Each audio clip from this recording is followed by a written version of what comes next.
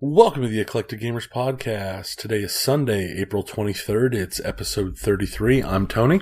And I'm Dennis. And today we're going to be talking about pinball and video games, and once again, pretty much no tabletop. Also, we've got just in case you hear it in the background somewhere, my neighbor has decided that he can do his own widening of his driveway and has rented a Bobcat and has obviously never actually used a Bobcat.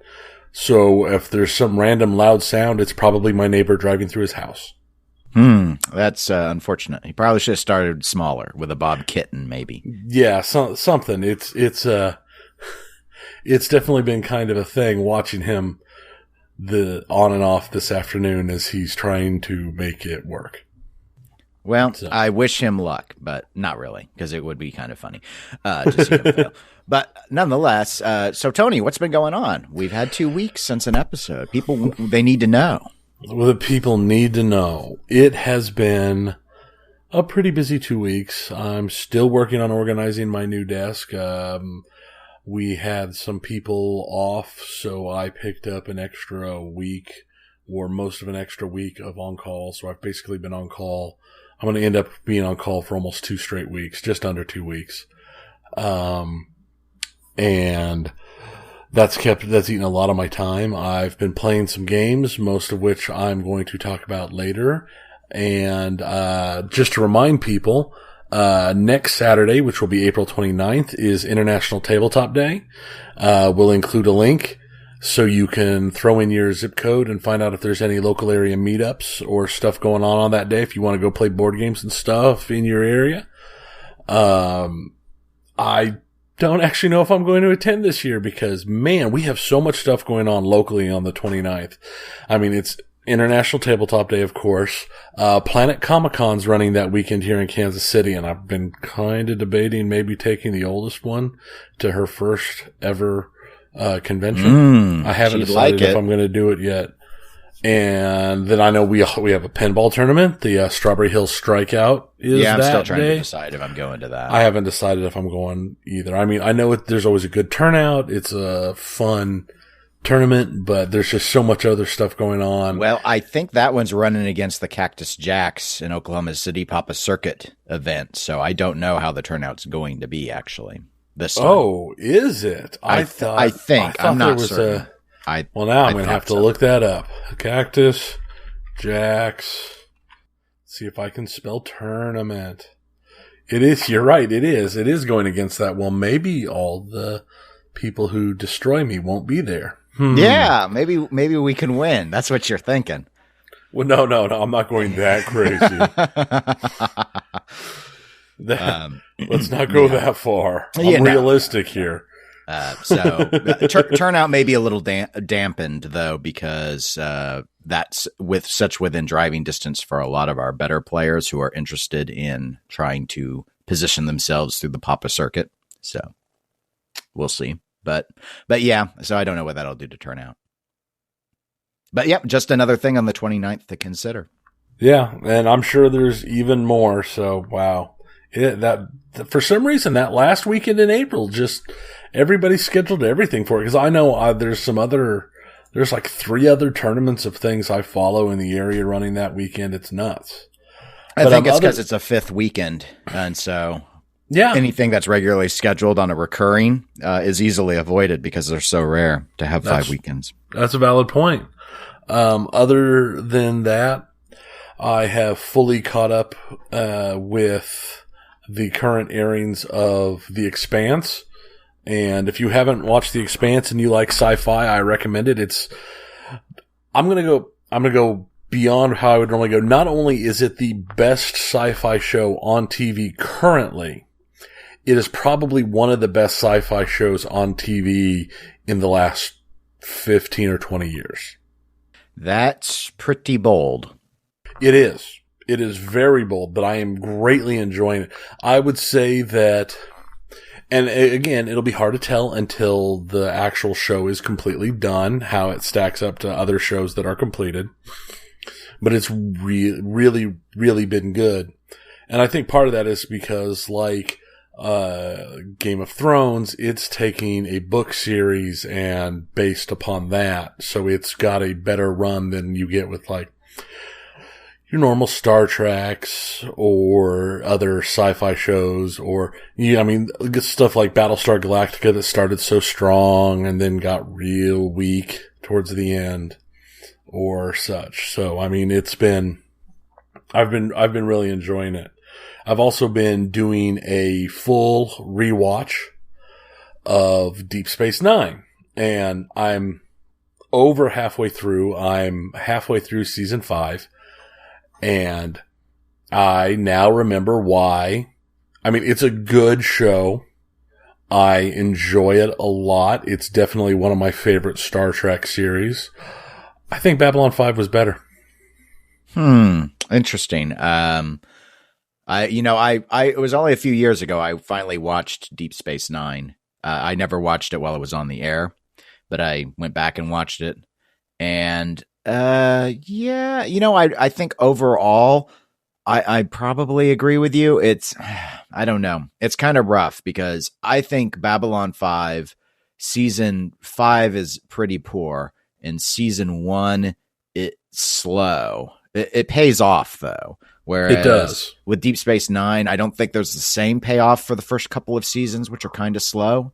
But yeah, season 1 and 2 are both weak. But the rest of the series I thought was really good. I'd probably go ahead and say that, and I've still not seen Voyager, so I guess bear that in mind. But Deep Space Nine overall is probably the strongest Star Trek series I've seen. Yeah, I would say that. I think it's the series more than anything else that I think has the best combination of overarching story and kind of your week to week one-off type stories. But I think that's the stuff that made Babylon 5 stand out more, is what happened on episode 1 had importance to every other episode. What happened on episode 5 had importance to every other episode.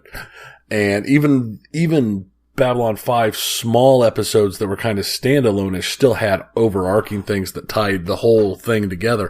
Kind of like Battlestar Galactica did the same thing. Even their standalone episodes had more of an overall arc tie-in, where in most Star Trek series, they would choose a character and something really bad would happen to that character, and the next episode, they'd be fine.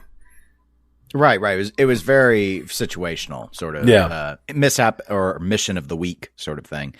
And you had that overall, what I guess maybe the term serialization with Babylon 5, that Lost gets a lot of credit for popularizing that style, but Babylon 5 predates it. And I thought it was, at least up until Lost, the best example I could come up with where you had a plot narrative that was threaded all the way through. Well, all the way through till about season 5, where it got a little weird, but but I understand why, because of the production. Like a lot of shows, that was an upper management thing that stepped in, I think, and messed everything up.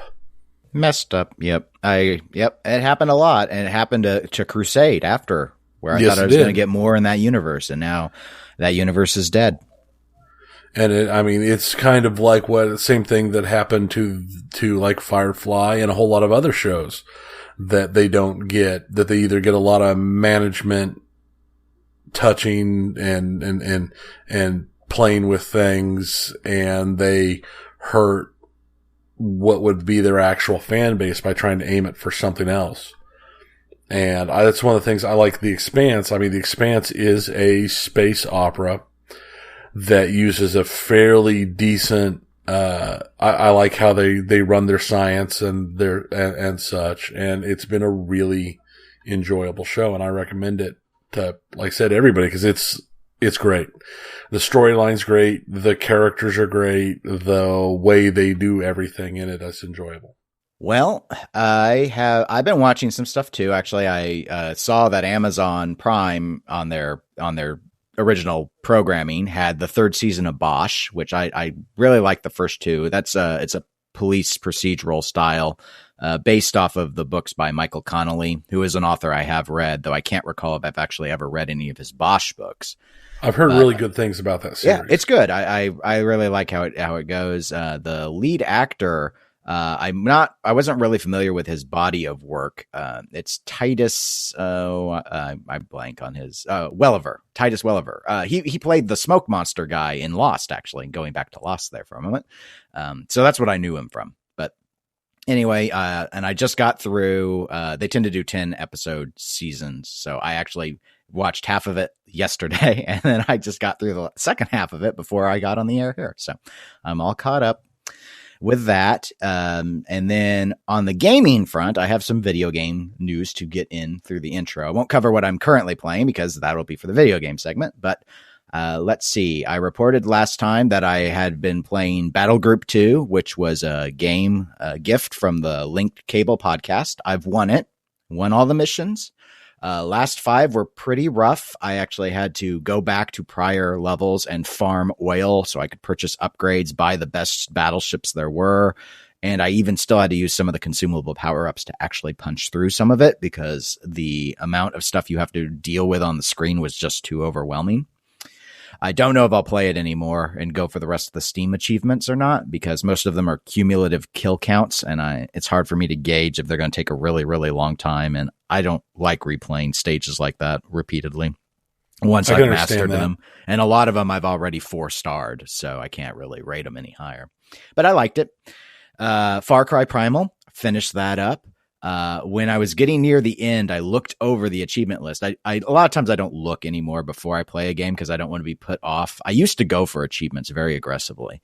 But sometimes I found I was deciding not to play certain games because I was worried about the achievement list. And so I try not to look anymore so I don't care until it's too late. And I went in, I took a look at it, and I thought, wow, actually, I think I can full clear this game, or as the PlayStation people would call it, plat it. Get your platinum trophy for earning all your trophies. We don't have that on the Xbox side, but you 100% them.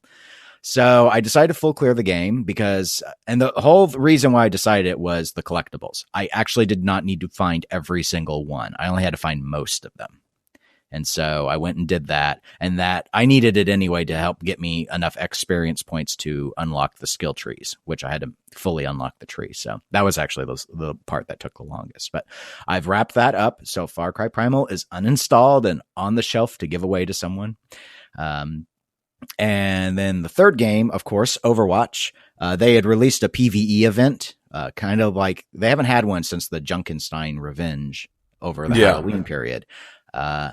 I've played it a number of times. I haven't played it since I finally achieved what my limited goal was, which was to get through the legit event, the event where the 4 characters are hard-coded on hard. I don't know how many times it took, at least 8. And I finally had a group that decided that they were not going to be stupid. And that was a tall order. Maybe I should have chatted with them more or what, but I'd get these groups and 3 people would know what they're doing. And there was always one. There was always one, Tony, and he didn't, or she didn't know how to play Overwatch. And they apparently thought that the way you play Overwatch is you run in and get surrounded by enemies and die, which is not the strategy that I recommend. That doesn't sound like somebody who doesn't know how to play. That just sounds like somebody who spends all their time as Tracer, Genji, or Emo Lad. And I would agree with you, except in terms of the losses, the majority of them were who the person was playing Torbjorn. And so, again... Well, yeah, because they got stuck with it, I guess. Genji or Emo Lad. So they could have maybe been Tracer if someone else hadn't taken Tracer. Anyway, I don't. They've got 2 higher difficulties than that. Normal, I feel, is pretty easy, but hard really was hard. It really was. I don't think I'm going to go for. There are achievements for winning the other 2 difficulty levels. I don't think I even want to put up with it though. So I'm probably done with this event. Except I might do it to farm loot crates because it is basically on normal. I'm almost guaranteed to get the loot crate by the end of it, which if I do mystery heroes or something, it's very hit or miss because even if I have a competent team, if we get really bad random assignments, we lose. So it's frustrating when you lose like that. But that's it in terms of my update. Yeah, I've been enjoying that. I haven't played it a ton. I've had some pretty okay luck. But then again, I mean, I'm playing on PC.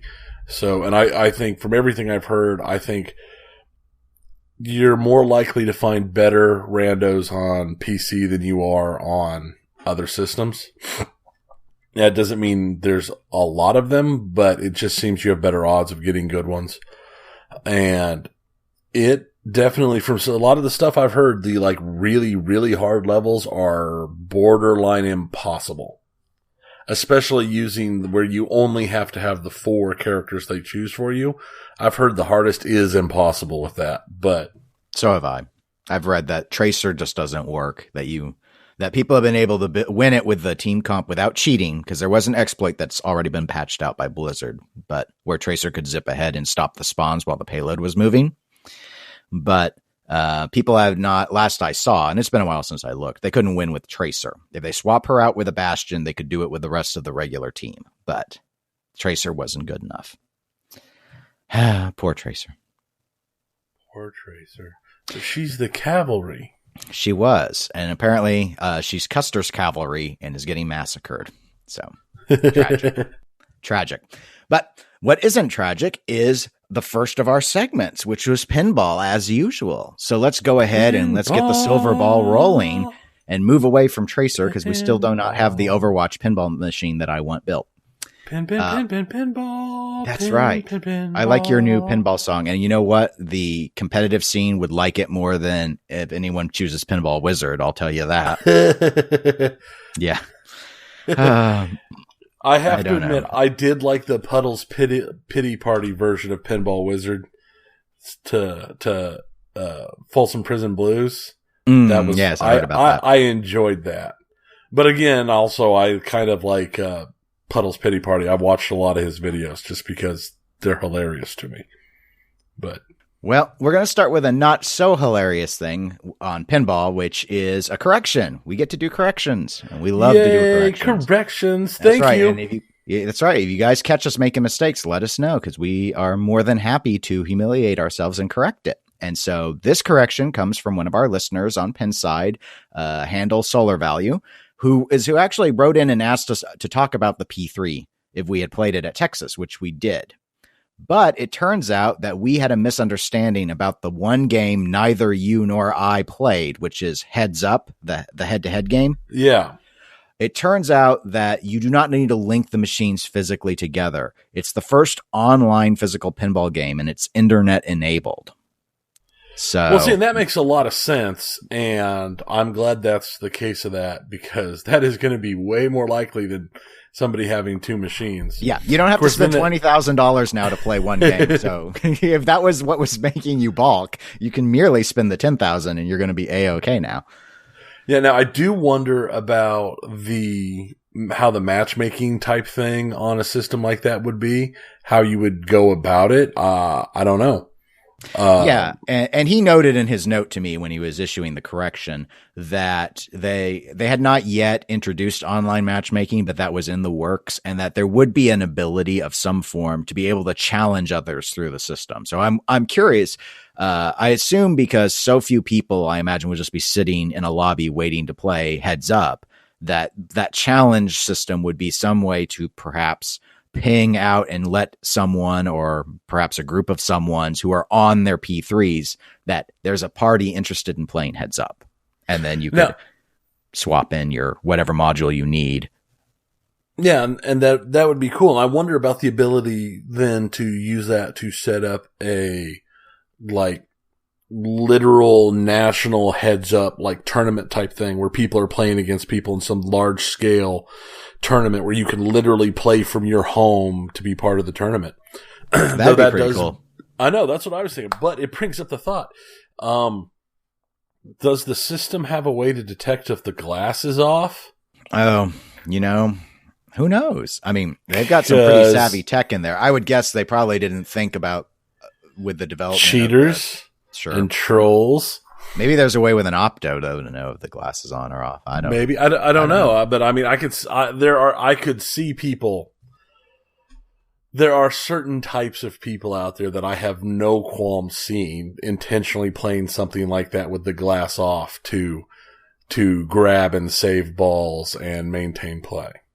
Sure, but unless the way they talk together, they can detect. We see it on. Oh, PC. the ball's going to the out lane, and of course, I mean, there's nothing to stop you if you're doing that. If no one's around you, from not just blocking like your out lanes anyway, so you literally can't out lane drain. I mean, sure, there's nothing to stop that. So online play will always invite the ability for unscrupulous behavior, and we see it on competitive online gaming. I mean, even Overwatch with its very zealous patrolling has issues with aimbots and such on the PC side.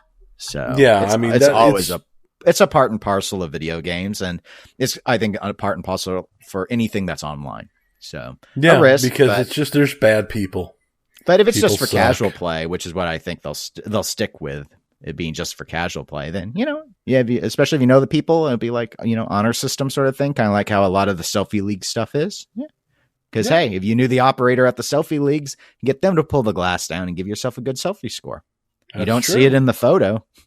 You just see the back glass. So anyway, correction on that. Thank you, Solar Value, for letting us know that we did not understand heads up properly. Let's move to the next topic. A very optimistic topic, I think, given the response both you and I had when we got to play it at the Texas Oh, yeah. Pinball I was Festival. so happy when I heard about this. So the big news is that Spooky Pinball has indicated that they will be manufacturing Total Annihilation. What we know so far is price has not been announced. There is no limit on the run, however. They plan to make batches of 50. So I guess there'll be 50 people who submit orders or some fashion of, keeping track that once there are 50 people interested, they'll do a run and there is no limit. So it's not going to be like only 300 units or anything. There have not been any announced production level changes, but we haven't seen anything yet. Just like I did read, the artist who's going to do the art has been announced, but there is no draft art that has been shown publicly. So I probably shouldn't bother even saying this, but I will ask the question nonetheless. Tony, what do you think about Total Annihilation actually getting to be manufactured? And making it a little more interesting of a question, what do you think about it being Spooky doing the build? Does anybody want to buy a kidney? I got two. I don't need them both. So send me an email if you need a kidney and have, I don't know, like $100,000, and we'll see what we can do. Then I'll get a Total Annihilation. Well, I don't know if you'll need a full $100,000. How much can you get for a kidney? I don't know. What is a kidney worth on the black market? Well, I looked it up the last time we had the kidney discussion. List anyway on Google. Let's check this out. Kidney worth on black market. Oh, wow. That's actually, I typed kidney worth and it auto finished to on black market. Oh, so, I'm sure a lot of people are probably trying to sell them for this game.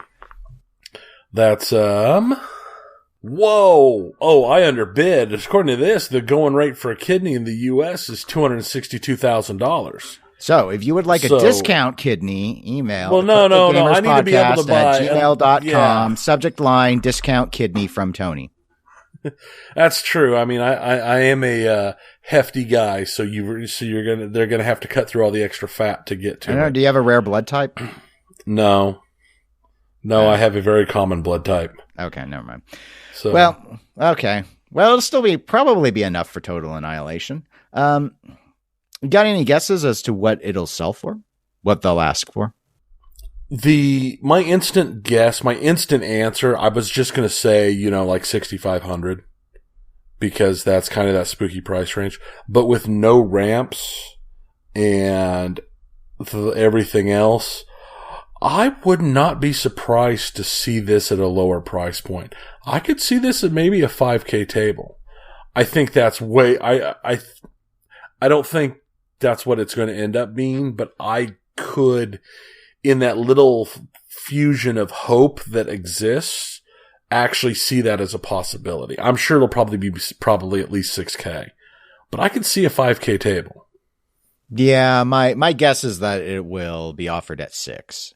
The lowest I know of that they've been, I think Domino's is their cheapest game that they're running right now, and I believe that's 5,200. So it wouldn't be out of the question to envision that they from a bill of material standpoint could perhaps justify getting it all the way down to 5,000. See, I don't know, because it's like what's underneath the play field. I know there've been pictures and such. I know there's a lot of RGB LEDs. I know that it's built on the P-Rock system. They being Spooky used the Pinheck board set. There likely will not be a conversion, so that means that Spooky will have to be buying the P-Rock control boards. I believe I've seen the P-Rock person go online and indicate that price, because you can go and buy P-Rock to build your own pinball machine, and people looked at that price and they're like, well, we got to factor that in. And I think P-Rock went out and indicated, well, that price we list isn't for bulk purchasing. That's for if you just want to buy one. We do a discount if you want to buy a lot of them. So I think they'll sell it for 6. I think that's what they'll launch it at. If they did get it to 5, like you could get it to your door at 5, at this point, that would actually put it just beneath Stern Pro. And I bet you they'd move units. The question is, how many people who maybe haven't gotten a chance to play Total Annihilation, even at 5, would look at it and see that it's single level without any ramps and then think 5 is still too high? And I don't know. I don't know how many. But it has an LCD and it has. God, it's such a good game. It was my favorite game of DBF. It was such a good game. I could have played that game all weekend and been happy. If it's under 5, I'll consider getting one. But if it's over 5, I won't, because that's my hard cap for even considering. So, but they're not going to price it based around what Dennis is going to do. It's just how it is. But yeah, it was a lot of fun. I really liked it. It's really, well, I'm going to send an email to Spooky. I'm typing it up right now. Dear Spooky, Dennis will get me one. Well, him one, but I can play it. So please price under 5. Yeah. Oh gosh, I'd almost feel obligated if they actually sold it that low. I like single level play fields. It's part of the charm that Firepower has that I really enjoy. And that's why I've been, I'd say not aggressively looking. I've been keeping my eyes out for one of those Gottlieb street level pins, because they're all single level. And the one I'm tracking for officially is Silver Slugger, because I think it's got the most interesting layout. It's really jam-packed. It's a Trudeau design. It's all single level. It was just before the DMDs came out, but it's got fairly sophisticated rule set. The baseball theme, I think, works well with its integration. And I've heard good things about hoops. So that's the other one I've kind of watched for. I haven't ever been able to play any of the 6 that they made. This, to me, is like what Gottlieb had tried to do, but gotten right, completely right. So that's why I think it's so interesting. But I don't know.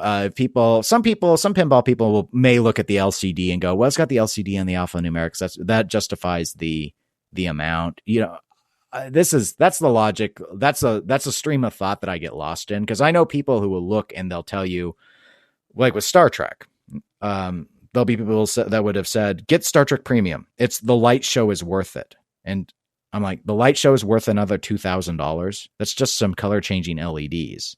You notice how I make it sound really cheap and trite. Yeah. But to them, it's a beautiful spectacle and it's worth thousands of dollars. There's a disconnect between my way of thinking on, a mod essentially, and their way of thinking. And it just depends. This has a beautiful light show. I get why the color changing LEDs are so popular. My virtual pinball that, we built is full of color changing LEDs, and they are awesome, but I also know how much they are to buy, and it's not that bad. So, I don't know with all it's the stuff under the playfield that is really the question. And of course, the size of the runs makes a difference, because Spooky's not committing to build, say, 300. If they get enough for 50, they'll do 50, and that's it. And if they get more than that, they'll do more than that. But I'm glad they're going to get more than that as people play this game, provided there is not an art issue. I'm trying to remember who they named as the artist. They're known for a certain style, and I didn't see it. In a way, it doesn't matter in the sense that I agree with you, but I don't think it's going to get screwed up.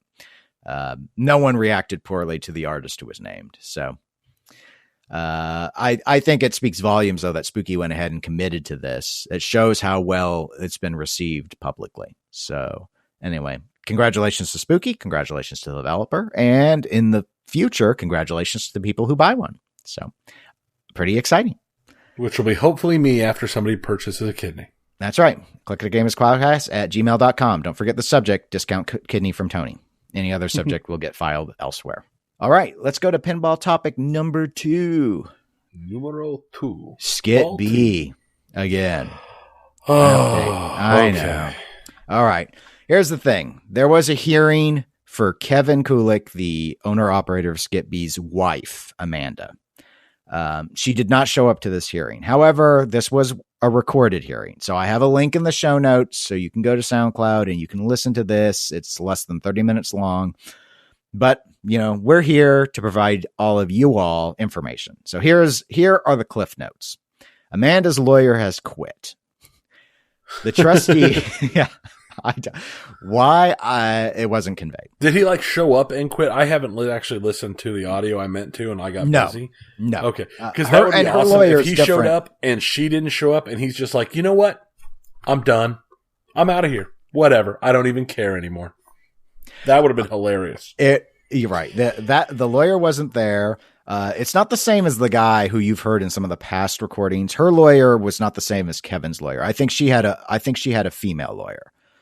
And the trustee indicated, I guess the way he was informed of her quitting the case was in a manner that, I don't know, I want to say it was unprofessional, but it was, let's say, at least blunt. He didn't read what she said or anything, but it comes up in the hearing. So she quit and at least conveyed her quitting or conveyed some information in a way that was kind of abrupt, or possibly rude.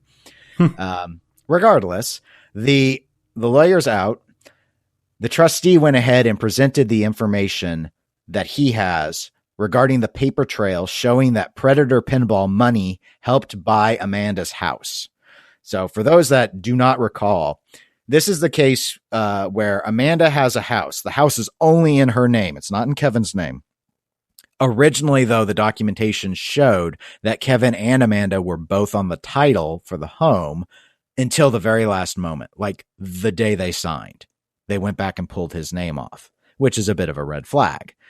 The amount of money put down on the house for the mortgage was the same amount of money that was taken out of the Skit-B bank account. And I believe the paper trail indicates that is the amount of money that had been transferred just before out of PayPal into that account.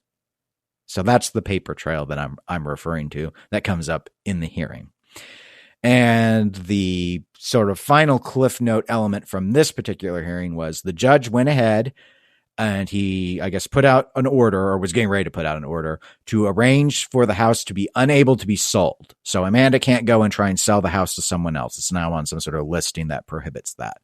And he's doing that because, given the paper trail that the trustee's office has laid out, the judge thinks there's a reasonable chance that the house ownership might be clawed back into Kevin's estate to pay for Kevin's creditors. Yes. The judge did not do a Jabba the Hutt laugh, but... Oh, they should. You've inserted it at the appropriate point. So that's what's going on with Skit-B. So really not a whole lot. Amanda's sort of been, we mentioned her an episode or two ago because she was the one where she had help from a lawyer, in the sense that a lawyer was referenced and signed off on her statement regarding a bunch of claims that the trustee was making. And she's the one who just cited, she clearly wrote it herself, and she just cited a whole bunch of non-legal things and said things like, I'm not my husband and I'm not my husband's company, as her excuses. There are a few other things that aren't in the high points of what I've just listed that do come out in this hearing. Like, there's discussion about the fact that she was paid by Skit-B for work because she's a professional photographer. And so purportedly she took pictures of the machine or the process of it being built for promotional purposes and such, but she only has handwritten receipts that don't have any dates on them saying that she was paid for those purposes. And she didn't retain any copies of her work. She doesn't have any copies of the digital photos. And Kevin, through Skit-B, doesn't have any copies of the photos. So it's like, well, where's the work product? If you did the work, you didn't retain copies, or he doesn't have copies. So where's the proof that you did anything? Where's your $18,000 worth of work, or however much she purportedly got paid for the photos. I don't remember, so don't hold me to the 18,000, but it was fairly sizable compared to my understanding of what she lists on her website, her photo shoots cost. So anyway, because I think she does a lot of family portraits. But that's the Skit-B situation. I don't know if you have anything you want to add to it. It's pretty open and shut right now. I'm keeping my eyes on that thread as best I can. But yeah, no, this doesn't surprise me. This is what I figured would happen. Though I actually thought that they might show up to protect you to try. Might show up at the hearing to try, but I figured this is what was going to happen because I thought it was pretty obvious that the house was purchased with predator funds and then hidden. Quote unquote hidden. It's like really terrible, sloppy hiding job, but it was an attempt. There was an attempt. Right. Well, this was not the hearing to take the house away either. So she will, I assume, be present when it actually starts moving toward the potential loss of the family home. This was really just or getting the order in place that she cannot try and sell a house. And also, I believe the judge was going to re-instruct her. I believe this was already in writing, so I didn't hit on it again, but re-instruct her to satisfy some paper requests, some documentation that the trustee wants. And as I had seen prior written, I believe she was fined something like $1,000 to go to the trustee to pay for his time, basically to pay for wasting his time reading her frivolous, non-legal based excuses as to why she didn't comply with why that whole "I'm not my husband." That's not a legal answer to what the complaint was. So the trustee office did ask basically that he get paid for all the time he was spent dealing with that nonsense, and the judge agreed. So, I'm not my husband. No, you're not. But that doesn't matter. No, $1,000, that's a serious money to have to pay it is. For being flippant. So, yeah. Oh, well. All right. Well, so much for that. Let's go on to our topic number 4 in pinball. We got a lot of topics, but we're really tearing through them this time. I thought. They're going pretty quick. I mean, we're fast now. We're the new. It's not like some of them where where they're on them forever. That's right. We're the Efficient Gamers podcast this week. Oh yeah. All right. So this one is on Pinside, the most popular of the pinball discussion forums based off of volume and participants. They've adjusted their top 100 system. This is a system that we've relied on a number of times for some of our contests and also for referencing. Are these adjustments due to that really fancy pants regression analysis like all of 12 people read about? Chances are absolutely not. But let's go through it anyway.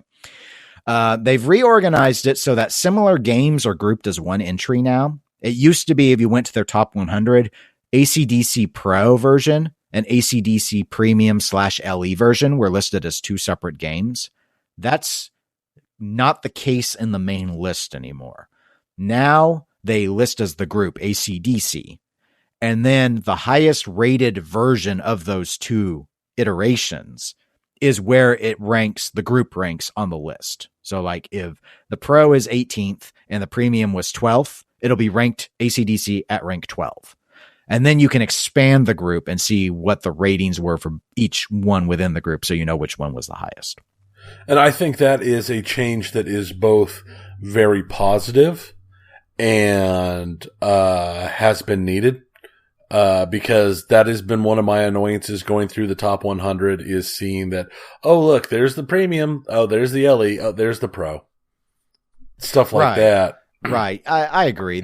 I think this was a really wise change. The list was just, especially because of Stern's 3-tier model. And yeah, Pinside was grouping the Premium and LEs together because the gameplay is identical on those two versions. But it kind of begged the question, when you're rating art and stuff and the art's different on both, should they be grouped together or not? I mean, I was glad that they were grouped together, but the bottom line is the list was getting really cluttered with the same games and repeated slots because of this.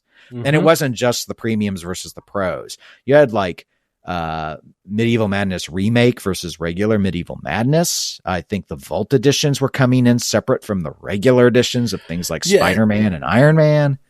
Yeah, and I don't see where there's an argument that could be made for that at all. I can understand an argument being made for like, oh, the difference between Walking Dead Pro and Walking Dead Premium. I don't necessarily agree that the difference is big enough that they should have 2 different slots in the top 100, but I can see that argument.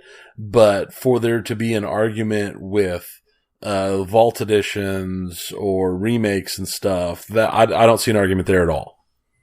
Yeah, I've seen some people try and counter on some things, like going back, like 8-Ball Deluxe Limited is combined with 8-Ball Deluxe, and some people say there were software changes between those, or Addams Family Gold versus Addams Family, those are merged now.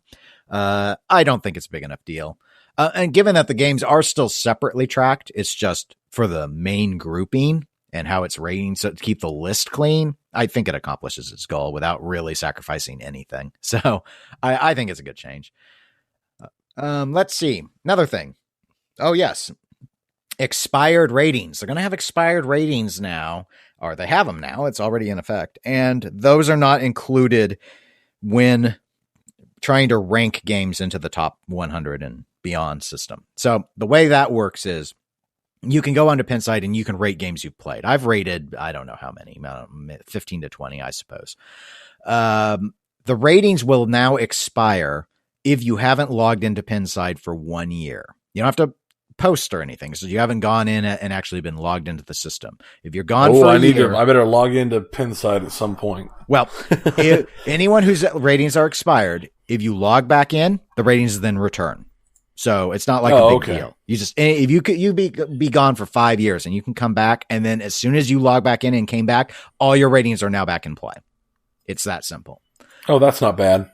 In addition, all your expired ratings and comments, while they are expired because you haven't logged in, you can still, other people can still go and read like your reviews and such. So people can still go and access that information. So if I was gone for over a year, while most of my ratings, I haven't included comments, I have done, especially on games I own, I've done more extensive write-ups. So like I have a pretty extensive write-up on Superman.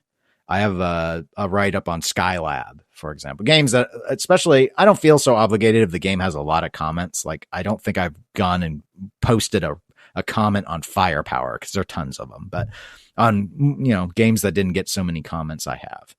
So anyway, this is based off the idea that the ratings should really only be people who are actively using the site. It's a site rating. And there was a lot of concern that there were people who were active on Pinside in the past and that have not been back during any of this renaissance of pinball. And so you're still having an artificial boost to a lot of the 90s games. I think that really motivated a lot of this. That makes sense. Pinside is one of those things we've talked about in the past where I go on occasion to read, but it's not something that I am super deep into. I can't even post everywhere because I've never done anything to get the full verification, which is really simple. So I should probably do that at some point. But yeah, I don't remember when they rolled that out. The reason why I'm verified actually is because there was someone, when I sold one of my EM machines, I didn't technically sell it through Pinside directly. Someone on Pinside saw the listing and shared it with someone else, but I felt Pinside was responsible for that sale, so I paid them their royalty payment, and I guess that got me verified because I had to go through my PayPal or something. Well, that works.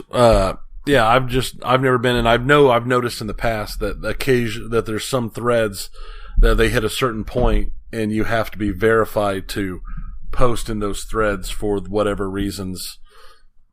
Not that I don't know if I've ever even posted. It might be the hot threads. I think I read that's something they did to try and cut down on trolling, which is the final piece to the adjustment to the top 100. Troll voting is now also ignored, but they did not disclose what they're doing to determine the criteria for what is a troll vote. It used to be seen that if people were like going in and giving a game a 1, that was often a red flag. A 1 with no comment was a red flag of a troll vote. And those were, I think, often manually ignored in some way. But now they're not just limiting it that much. And someone said they knew someone who has troll voting was obviously going in and adjusting their votes after this change, trying to figure out what the lowest was they could get away with to pull down games they hated. So we'll see how well that prevents it. But you could go in and look to see all ratings, and you see how many people went and gave Medieval Madness a 1, which is obviously the goal was to tear it out of the number 1 spot. But you can, I guess, just as easily ask why it was still getting 10s too. And are those 10s 12 votes? Because they could be. Yeah, they could. I mean, they could very easily be. There's been plenty of things in the past and I've now looked and no, I've never made a single post on Pinside. I just read it. So I am a lurker. A lot of people do. And we'll get to the last segment where they're taking steps to hopefully correct that. I think I have less than 200 posts. I've been trying to post more, but there are certain threads I dare not post in because I don't want to get in a fight. That's not my goal. I can understand that. It's one of those things I found a long time ago. I used to be huge into forums, and I don't really hit forums like I used to. I find anymore I've been using stuff like Discord more often, or various aggregators or stuff like that. And I read a lot of forums, but I don't post a lot, not like I used to. Yeah, I'm not as active as I used to be. I used to be pretty engaged, like on True Achievements. Now most of my posts are staff related, but I probably should get into them more often because you can have a good sense of community through forums. Discord though has really cut into the forum market quite a bit, I think, because I'm on a couple Discords as well. Yeah, I've been enjoying Discord since I've started using it because of just how it works and this and that. It's been pretty nice. So yeah, it is. It's pretty good software.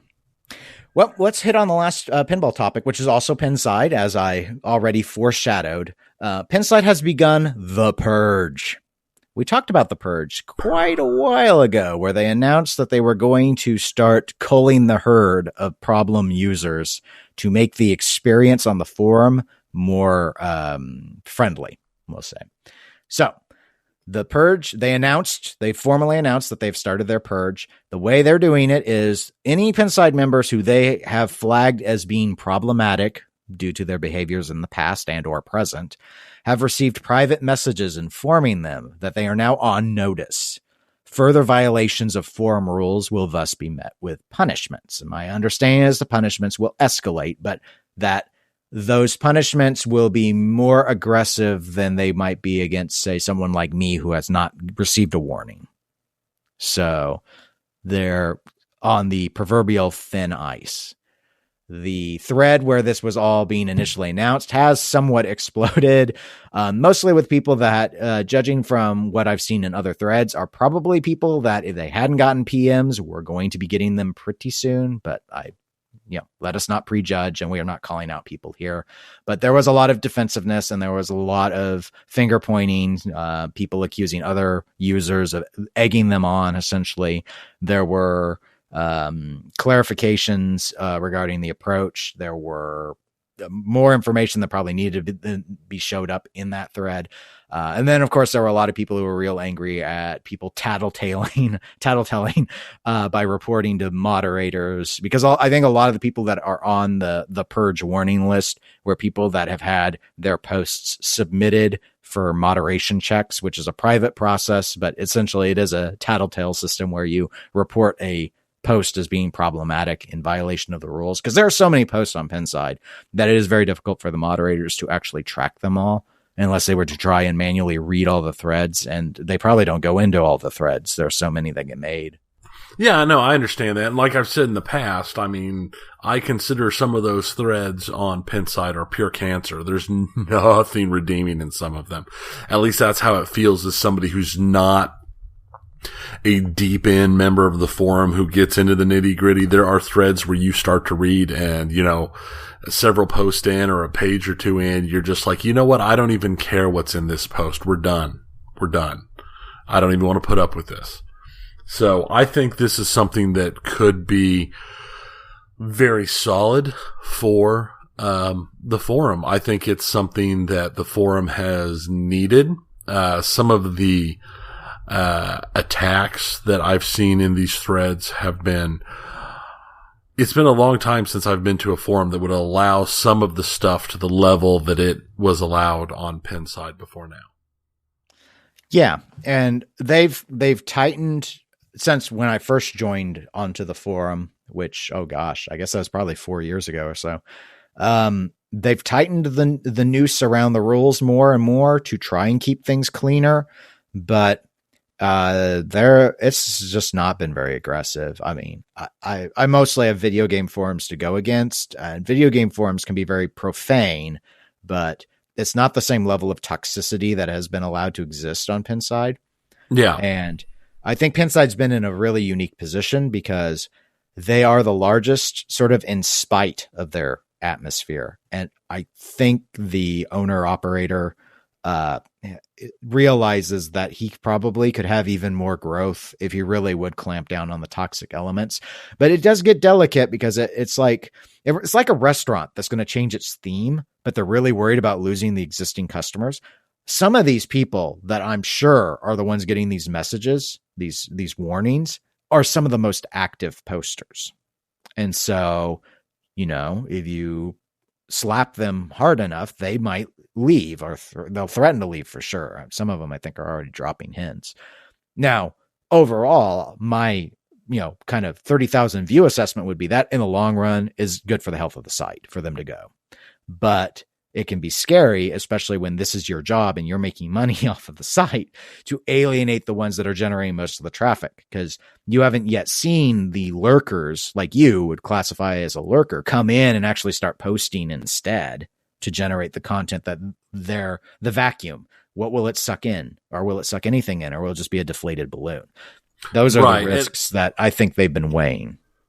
And that's the thing is there's been several times where I've considered posting on stuff, and 9 times out of 10, it's just like, well, I don't see where this is worth getting into it, or I don't see that this is, especially you'll see certain posters who will be posting, and it's like, well, I obviously do not want to even start posting into this because it's just, I don't even want to get in the crosshairs of this fight.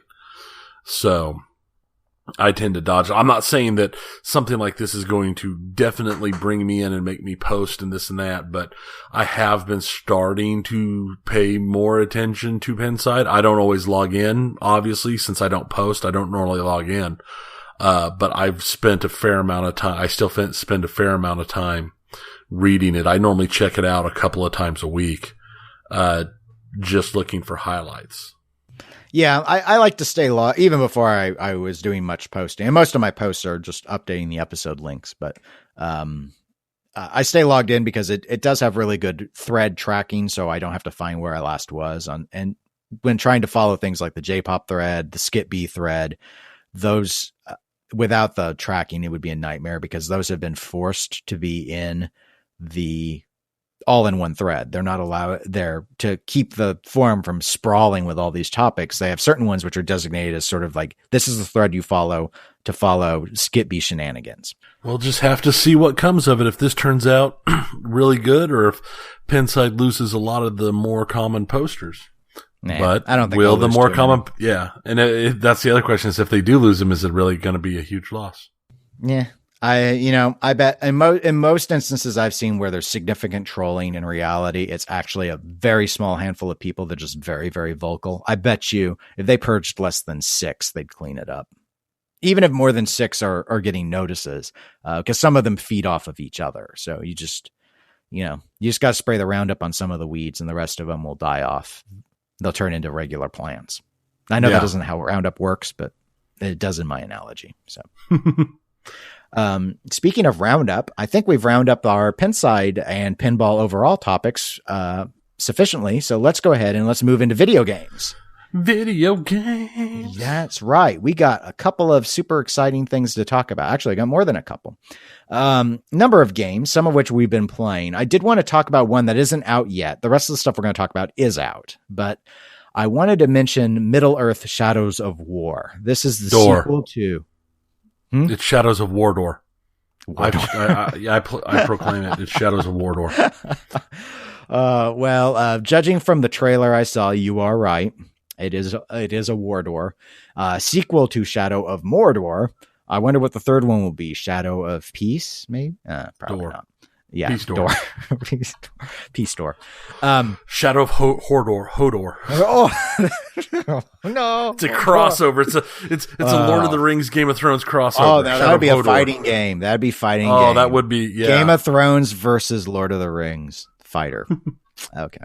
I bet it could be just as good as the Star Wars fighting game they had. PS1 days. So, anyway, Shadow of War. This is the sequel to Shadow of Mordor. Chronologically, it's to help fill in the blanks. We love those. Between the setting of The Hobbit and the start of the Lord of the Rings Fellowship. So it kind of lets you know what happened after the ring was back at Bag End and all that. The main buzz from the game perspective is they are taking a fairly big expansion on what was referred to as the Nemesis system. I should probably ask at this point, Tony, did you ever play Shadow of Mordor? Oh yeah, I've played it a lot. I haven't beaten it, but I can say that about like a ton of games. But yeah, I've played it. I really enjoyed it. I really enjoyed the Nemesis system. When I am in the mood for that kind of gameplay, that's the game I'm going to right now. I really enjoy it. I liked it a lot. I did win it. I had a lot of fun with it. Nemesis system was great. The new version of the Nemesis system, I'm struggling for a great analogy. I think the one I'm going to go with is they're Borderlandsing it. In Borderlands, you may recall that the big thing is it's kind of like a dungeon crawler. There's lots of loot, lots of guns that drop, and they're all like, it's just a bunch of randomized variables that are pieced together. So you had these tens of thousands of variants of guns you could find, and they'd all, there were certain families of guns and stuff, and you'd see certain patterns, but they were all unique in some way. That's what the new Nemesis system is. So there'll be like the type of orc, and then the tribe of orc, and the personality of the orc, and then what the orc is strong to and weak to, and all that combines so that you could play the game and I could play the game, and we would both have nemeses that might be sort of similar, but chances are they would not have all the same traits in both of our playthroughs, because there'd just be so many possible combinations of orc that could be the nemesis that we'd have a unique experience, both of us. And they felt pretty unique to me on the first one, but this, by Borderlandsing it, I mean, I guess they're making thousands of iterations that you could see. So that's the main change to the Nemesis system. I thought the Nemesis system was fine the way it was. I'm looking forward to trying the new version though. But I like that, they're expanding it out more, less just orcsies, and wild beasts. I've seen it confirmed that you will fight Nazgul in this. The trailer has a Balrog. I better get to fight it. And there will be towns and such. So it's not as barren and just running from orc camp to orc camp anymore, but there will actually be like cityscape sort of stuff is my understanding. But I'm very excited because I like the first game so much. Release date, for those curious, August 22nd is the current target release date. It will be available on PC, PS4, and Xbox One. So, Middle-earth, Shadow of Mordor. Let me go ahead and hop into the game I've been playing ever since wrapping up Far Cry Primal. And I was going to do XCOM 2. I know I said that on the last podcast. I changed my mind because I was playing a strategy game. I know, but I'd been playing Battle Group 2 and I was like, I don't want to start another strategy game. So let me go ahead and get ReCore out of the way. ReCore is an Armature Studios title. It was a budget title. It launched at $40, not the usual 60. You play this young woman named Jewel, and you are alone with your robot dog on a desert planet. As near as I can tell plot-wise, I am one of the early settlers of the planet, and while the planet is supposed to be terraforming via these robots, so that the rest of humanity, which had to flee Earth, I believe is up in orbit around the planet, waiting for the planet to be ready for human life. I'm on the planet so that I can be woken up if something goes wrong. And something has gone wrong, so Jewel is awakened, and she and her trusty dog, Mac, Robo-Dog, have to go out and try and fix things. It's open world. I wouldn't describe it as a full-on sandbox game, though, because there aren't really any side missions or anything. There are a lot of dungeons where you go in and you gather these prismatic cores, and they are the block to you advancing in the game. Like, to get through certain doors, you need 6 cores, and then later on you need 20 cores. So you have to keep gathering more and more, and that's kind of what they do to contain you and confine you from certain dungeons that are too high level and such. So you're going around doing that. The combat is elemental based. So as you go along, you get these elemental upgrades to your gun. and you color match. So if you're fighting a red enemy, you use the red element, and the enemies can change colors in combat. Some of them can. So if they change from red to yellow, you need to change to yellow in order to maximize your damage against them. The robots are color coded. You can go in with 2 at a time. You find more than your dog as you go along, and they have upgrades and such, and you build them armor sets and all that. As a platformer, it's pretty competent. There's a lot of jumping and dashing. The combat is rudimentary, though. The color matching thing is cool, but it's all auto lock on. Just hold down the trigger and spray. The combat's pretty unsatisfying. I have to say, I'm disappointed. I have had the game lock up on me once. I've had texture loading issues. You can tell it's a budget title. The world feels very, very big, but it's so barren that you're just spending time running from dungeon to dungeon. Occasionally you might be trying to pick up collectibles, doing your platforming stuff, but there's just not a whole lot to do, even though there's just so much time spent running.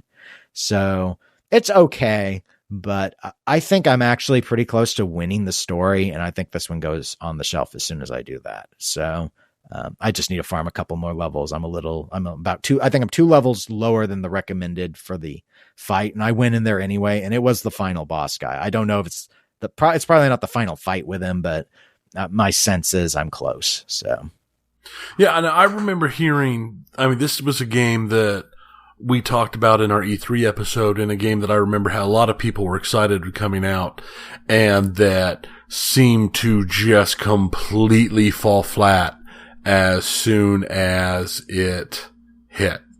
That it just was gone, messed up. Everybody hated it.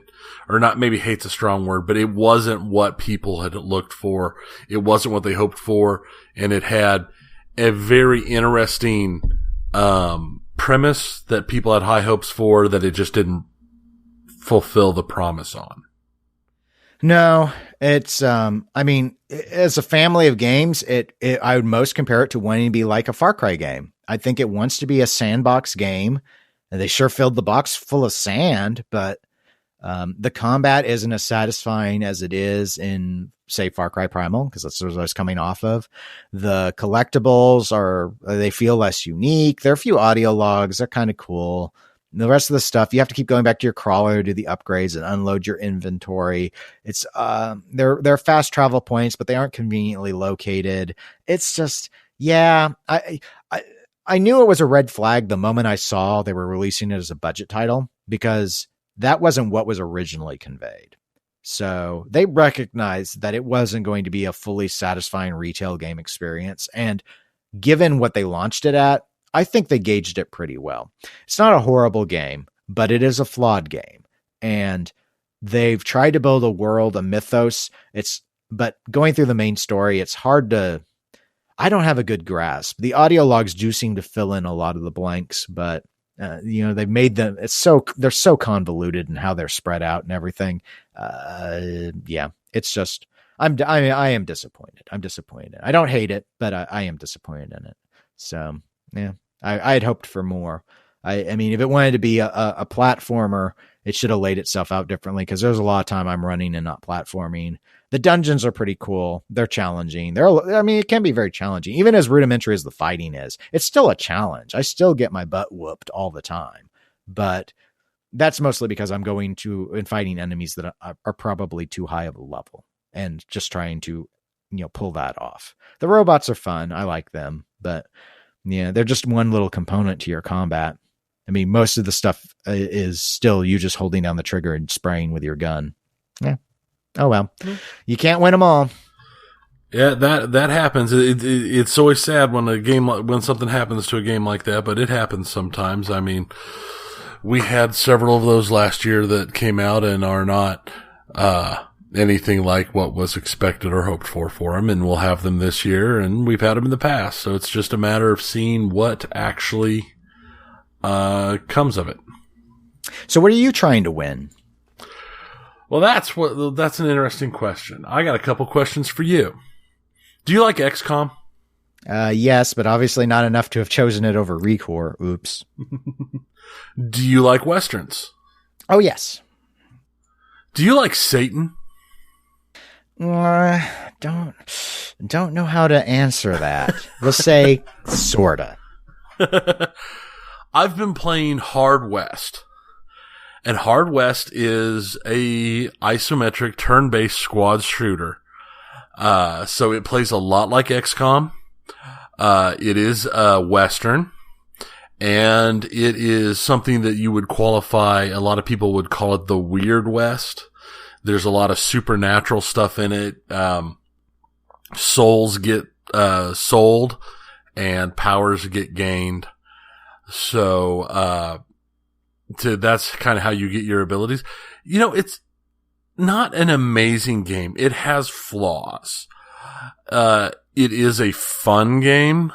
It's got an interesting story, and it's something that I would definitely recommend people pick up for the right price. I got it for $8 when it was on sale a couple weeks ago, and it was worth $8. Its base price is $20.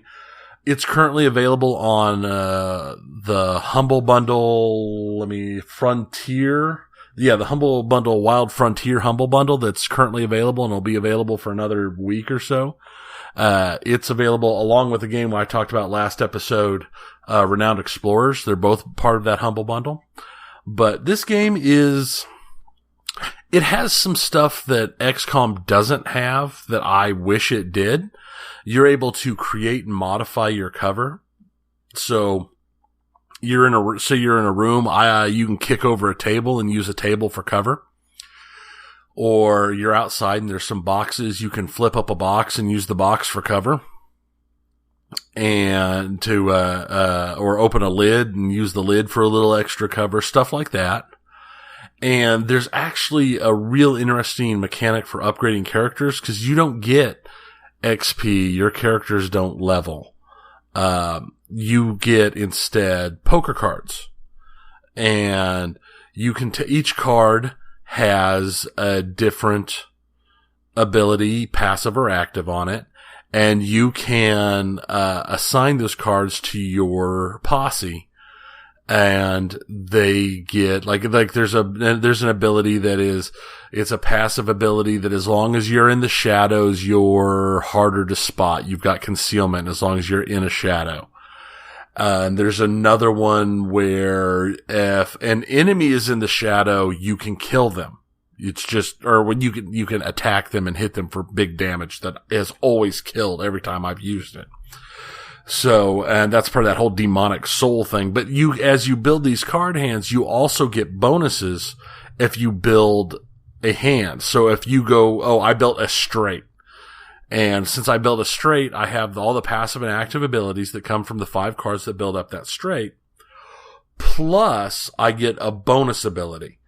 Or if you make a full house, or, there's just different bonus abilities and depending upon the card hand and that's how you modify and kind of level up your characters and give them different abilities and different stuff. And it's a fun little mechanic. It's a fun little system. And the combat is like a lot of these squad shooters. It's really brutal. One-hit kills are common. The only problem with that is typically 1 or 2 of the characters in your posse are flagged as story critical. And if one of those guys dies, that's it. Game over. And you have to restart that mission. Unless you're playing Iron Man. If you're playing Iron Man, it's just game over. So that can be kind of annoying.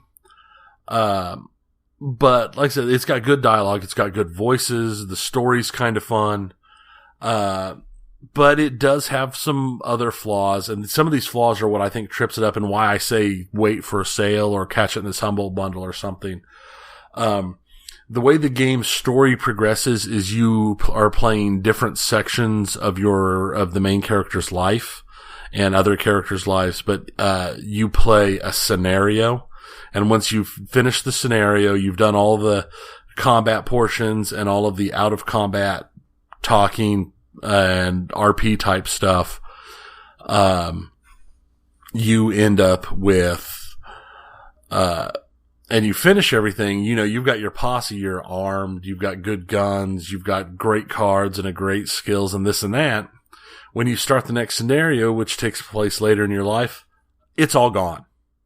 You start out with 2 people with a couple basic guns, a couple basic cards, no nothing. You're basically starting over. So every single scenario starts you over from scratch, which is really annoying. There are things you can unlock that just make items purchasable, like when you go to a gun shop or wherever where you can purchase stuff that you've had in the past, but it doesn't, you don't have it. It's not, I mean, it's literally like if you went and, oh, I beat the big bad guy and it's the end of, you know, it's not even like the end of a game. It'd be like at the end of like a mission of XCOM. Your guys walk up and the mission ends and you're just like, I don't need this rifle anymore. And you start the next game with a basic rifle again because, oh, I don't need my plasma rifle anymore. I don't need my BFG anymore. I just, you know. So that's kind of annoying. And then it also uses a luck system. So when you're in combat, if somebody shoots at you and misses you, your luck goes down because you're lucky. They missed you, but that burns some of your luck to make sure they missed. And when you actually get hit, your luck goes up. And the same thing happens to the other people, to everybody you're fighting. So everybody has a luck system. And which is interesting because it means if you're walking in and your guy hasn't been attacked or anything, he has high luck. He's more likely to be missed. And if he's been missed a lot, he's more likely to get hit, which will make his luck regenerate. The problem with this system is that all of the active combat stuff, so, you know, reaching through shadows to rip a guy's heart out or various combat boosts or this or that, what you spend to use those active abilities is luck. So I can reach through that shadow and rip that guy's heart out, but if his buddy shoots at me because I burned a bunch of luck, he's more likely to hit me. Which is kind of annoying, and it also tends to end up in the middle of a firefight or towards the end of a firefight. Even if you haven't used any of your active abilities, you probably don't have the ability to use them because if there's been enough shooting, your luck's too low for you to actually use any of your abilities. So, but it's got, like I said, the story's fun. It's dark. The story is seriously, seriously dark, which should be something you would expect from a Western about selling your soul to the devil and getting powers for vengeance and this and that. So like I said, I would recommend it, for a lower price as something fun and just understand the problems you will run into. Like I said, none of these are game breaking in my opinion. They just drag things out and some of them are very annoying. The one hit kill on a required character that makes you start over because it doesn't even, you can go back and save and start over. No, you have to start that entire combat over again. Even if you've been playing it for an hour, you have to start over again. Yeah, I don't know about the story critical character thing. I'm frustrating. The weapon, the weapon reset stage thing and this luck system where the luck is your action points, though. I don't really know why they went that direction with it, but I don't know either. I said it's very weird. But it's not, I don't think it utterly ruins the game. It is annoying. With the first time I found it, the very first time when I finished scenario 1 and went to scenario 2 and it opens up at, I'm in a bar and I've got a pistol and all my cards are gone and my posse's all gone and it's just me and one other person. And I understand it's several years later, but it's like, I have no more abilities than I had when I started the last round, the last scenario. That was deeply annoying. So basically a get, but only when on sale is your recommendation. Yeah, that's my recommendation. And again, only if you like Westerns and that type of stuff. I mean, it's not something that I would say you need to jump all over. I mean, if that type of game isn't your thing, definitely do not bother with it. I mean, if you don't like XCOM and you don't like Westerns, it's not something that you would be willing to even spend time on. But otherwise, it's got some interest. Oh, and the most important thing, no Overwatch. So you can't, if you finish a move and you don't have a second move that you want to do, you can't put your character on Overwatch. You just have to end your turn. So you better have a move ready every time. Yeah, you have to have, yeah. There's not even like defensive, so there's no anything? No. There's no... Weird choices. I mean, XCOM does it so well. That's the only thing that's surprising me is why they would not adopt some of those. Yeah, I agree. That was one of those things that shocked me because I spent my very first combat. I'm sitting here, it's like I'm going through everything. I'm like, where's the Overwatch button? Because in XCOM, that's one of the things I always do is I maneuver myself, and I always intentionally leave myself Overwatch on at least some of my guys, if not all of them. But this time, no. And for it's those that are weird. ultra confused, we're not talking about Overwatch the video game. Yeah. Overwatch is an ability in XCOM. Yeah, it's where if you have two actions, and if you only use one action, you can put your character on Overwatch. So if somebody moves in his line of sight, he can shoot at them. Yes, it's very useful. Very useful. Yeah, especially when you accidentally trigger a whole bunch of aliens. Yes, especially then. Well, let's go ahead then and hop to our last video game. It's something both you and I played yesterday. We were off at a game night. My sister and brother-in-law were hosting, and we played Lovers in a Dangerous Spacetime. And I think we both enjoyed it. I enjoyed it quite a lot. I mean, that's a game that came out in 2015, if I remember right. I think you're correct. And it was a game I'd heard about, but I hadn't really thought that much about it, because everything I heard is it requires multiple people to play. And, at the time, I was the only person I knew. I wasn't playing. I didn't have an Xbox One. I didn't have any of the modern consoles. I didn't have anything except for my computer, and nobody I knew who played on computer really. So I'd never gotten it, but I might end up grabbing it now because that game was a lot of fun. Yeah, I may have gotten it as part of a Games with Gold on Xbox.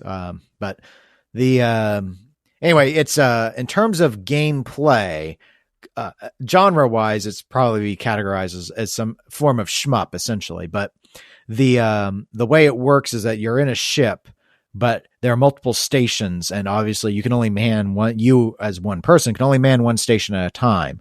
So there's a gun station on each of the cardinal directions. So you got top, bottom, left, and right gun. Then there's also a station to activate the Death Blossom gun, which kind of fires wherever it's constantly rotating, and it recharges once you use it, and it's very powerful. There's a shield station, and the shield can only cover a certain portion of the ship and is 360 degree controlled by whoever's at that station. And then there's the pilot to actually fly the thing. And so the game I would actually compare it most to that I played recently, which is also a game that they who exposed us to this are fond of, is Overcooked, which is a cooking game, but it's very much about multiple people manning various stations and having to figure out a way to get a job done when you have more stations than you do people. It's the same concept, except applied to a shoot 'em up, or as I referred to earlier, a shmup, as we in the industry say, in the lingo. And yeah, I agree with Tony. I don't think I would like this game single player. I personally, from what we experienced, would say I think you want at least 3, but 4 people ideally to play this. Yeah, I think I'm thinking like you. I think 3 is not. I'm not going to go so far as to say. I think 2 is probably mandatory. I think 3 is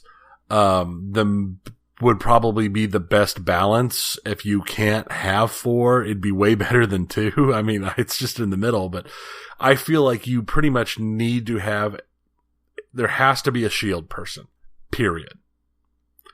there has to be a pilot and there has to be a gunner. And the only one of those that can change are, I think the pilot can change to guns and the gunner can change to different guns. And the shield guy is the shield guy, and that's it. Yeah. From our experience, I mean, there are certain times where you can put the ship in orbit, so the pilot actually can get up and man another station. We played it 4-player, so we usually had a pilot, a shield person, and 2 gunners. Sometimes we'd put ourselves into orbit and we would have 3 gunners, with one of the gunners on occasion activating the Death Blossom gun, but which you do not need someone at all the time, because you just go and you fire it off when it's lined up, and it's on cooldown too much to keep someone camping it.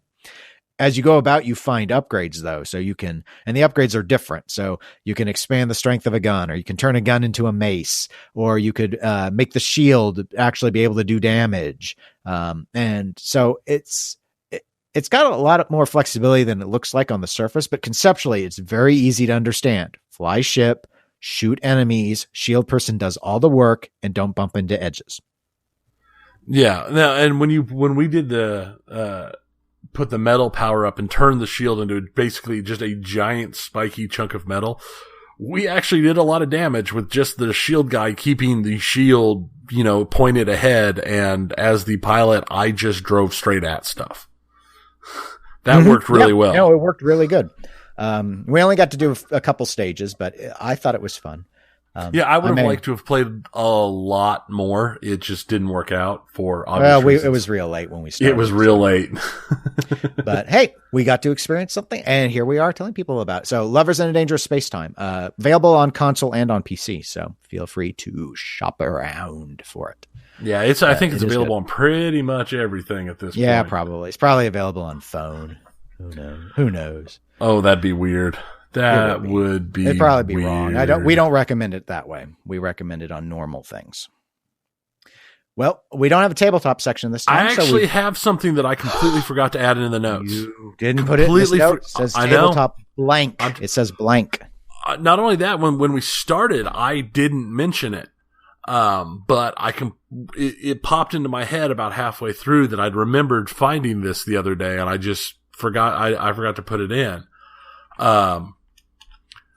There is and this kind of crosses over for our Fallout fans who have also thought about wanting Fallout miniatures or a tabletop miniatures game to play.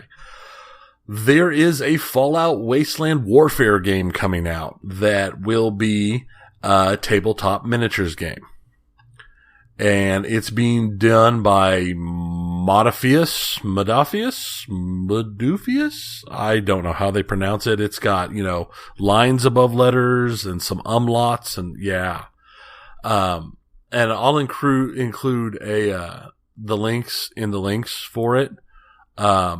There's not a lot of information on it yet. There's not a release date or anything yet because I literally just saw it announced not that long ago. So there'll probably be more of that coming forward as we learn more about it, because I'm going to be keeping an eye on it because the figures look really cool. And who doesn't love Fallout? I don't know. Only losers don't like Fallout.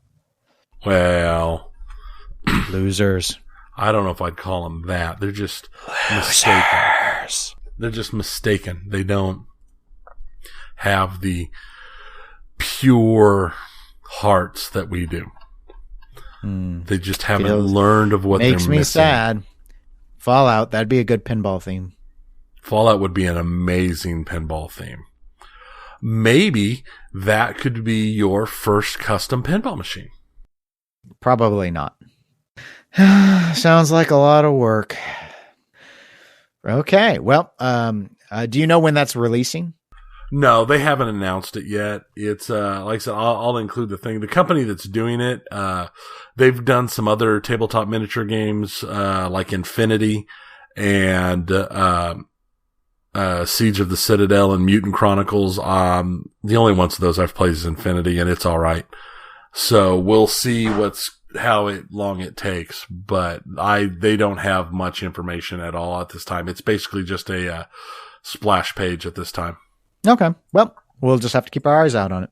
Yep. And speaking of keeping our eyes out, I see the end of our show in sight now. So we're there. That's right. We've made it. As a reminder, I haven't done this reminder in quite a while, but we do appreciate ratings and reviews on iTunes. Please feel free to go and visit iTunes and give us a rating and review. It helps with the search algorithms so that we pop up. We do recognize we've been talking about pinball is like 3/4 of the show now. So I've focused the description to make that a little more clear so people aren't blindsided by our more limited tabletop section. But I think it more accurately reflects how we balance the 3 topics.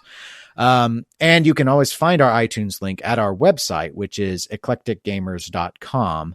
You can reach out to us, though, on social media, facebook.com/eclecticgamerspodcast, or via email as well, eclecticgamerspodcast@gmail.com. But we are available on a couple of other social platforms. Yes, we're available on Twitter and Instagram. In both cases, we're eclectic_gamers. And until I'm seeing if I get it hammered together, but I think we may have a guest host for the next episode. So I hope y'all look forward to that, assuming everything holds true. Until fingers crossed. Yeah, fingers crossed, but you never know. Schedules change. But until then, I'm going to say I'm Dennis, and thanks for listening. I'm Tony, and we'll see you next time.